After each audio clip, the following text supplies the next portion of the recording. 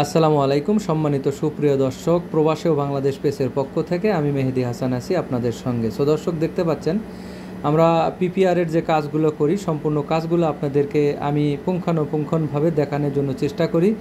আসলে কতক্ষণ আপনি মাক্কিনাটা ধরে রাখবেন, কতক্ষণ ধরে থাকলে আপনার পাইপটা এবং কাজটা সুন্দর হবে, টিকসই হবে এবং মজবুত হবে। দেখতে পাচ্ছেন আমরা কিন্তু সুন্দরভাবে দেখাইতে চাইতেছি। আমি সবসময় বলি যারা নতুন আছেন তারা আমার পেজটা ফলো করতে পারেন, আমার সঙ্গে থাকতে পারেন, দেখতে পারেন আমি কিভাবে কাজগুলো করি। দেখতে পাচ্ছেন আমি এক এক করে কিন্তু প্রত্যেকটি পাইপ কাপলিং দিয়ে জয়েন্টগুলো করে নিচ্ছি। দেখতে পাচ্ছেন আমরা মেশিন কিভাবে ধরি, কিভাবে কতক্ষণ গরম করা লাগে, কতক্ষণ গরম করলে জয়েন্টগুলো সুন্দর হয় আমি কিন্তু এক এক করে দেখতেছি। আমরা এখানে প্রায় 9টা প্লাস 10টা পাইপ আমরা কিন্তু মেন লাইনের জন্য প্রস্তুত করতেছি। আমি সবগুলো পাইপ কিভাবে জয়েন করি আপনাদের কিন্তু আমি দেখানোর জন্য চেষ্টা করতেছি। দেখতে পাচ্ছেন আমরা পিপিআরের কাজ করি, আমরা শুধু পিপিআরের কাজ করি না, আমরা ইলেকট্রিক্যাল এবং প্লাম্বার সব কাজ করি, স্যানিটারির কাজও করি, সব কাজই করি আমাদের কোম্পানির পক্ষ থেকে।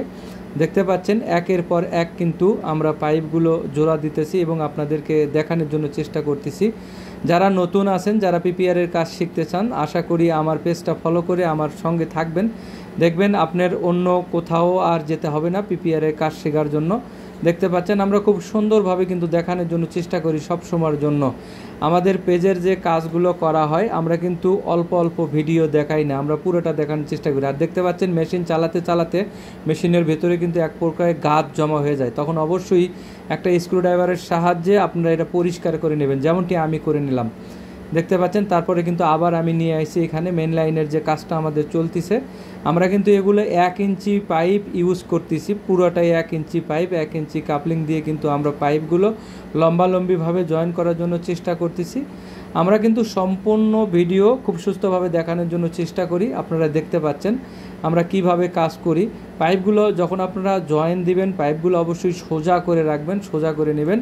সোজা করে নিলে কিন্তু আপনার জয়েন্টটা সুন্দর হবে। আর পিপিআরের বেলায় পাইপগুলো জয়েন করার সময় অবশ্যই এদিক সেদিক বেঁকা রাখবেন না এবং ঘোরাঘুরি করবেন না, তাহলে কিন্তু আপনার জয়েন্টটা সুন্দর এবং মজবুত হবে না।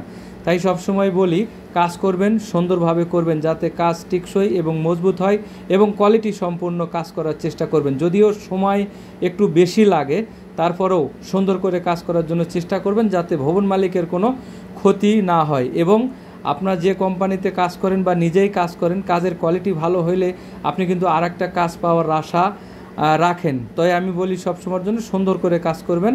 দেখতে পাচ্ছেন আমরা কিন্তু এক এক করতে করতে প্রত্যেকটি পাইপ আমরা কিন্তু সুন্দর করে কাবলিংয়ের সাহায্যে আমরা কিন্তু জয়েন করে ফেলা দিলাম।